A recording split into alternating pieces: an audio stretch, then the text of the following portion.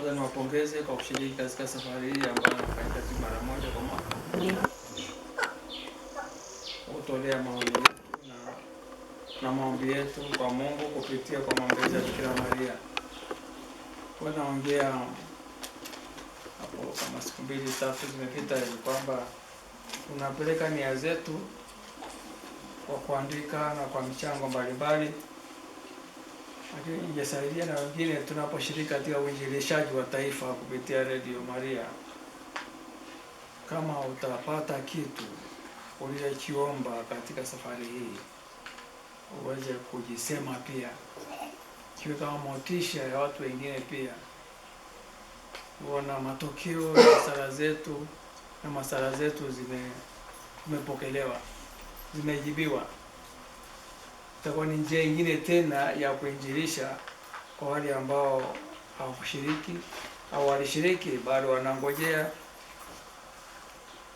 ili tuwe pamoja na Bikira Maria katika uinjilishaji na katika safari yetu ya imani. Basi naombeni msiache kushiriki katika sala hizi za Rozari, za safari kama hizi, kutoa nafasi ya maombi maalum na nafasi maalum kwa ajili ya maombi yetu, na katika kushiriki katika uinjilishaji kama tulivyoambiwa, nendeni mkainjilishe, nendeni mkahubiri.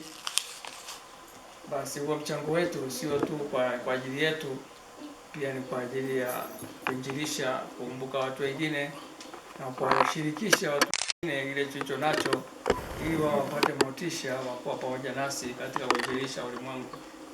Tumsifu Yesu Kristo milele. Amina. Hayo ndio nayo na tagalia la heri. Tunasema tunaenda kwenye kada nyingine. Ndio, jumuiya. Jumuiya nyingine. Jumuiya gani?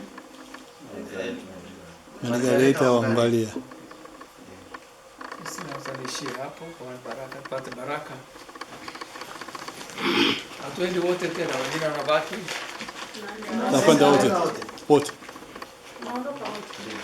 Hiyo tupate baraka. Tubariki katika safari hii ya kuinjilisha wale ambao wanatuangalia, wanatusikiliza, na wapate kuwa na motisha katika eneo hili la uinjilishaji ulimwengu.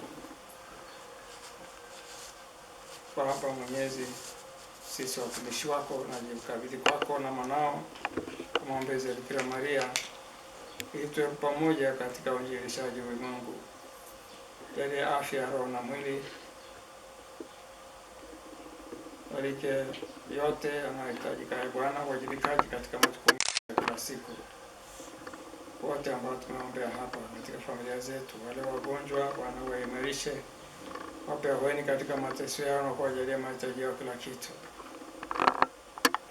Msalaba huu ni msalaba mzito, unatunza wagonjwa na walemavu.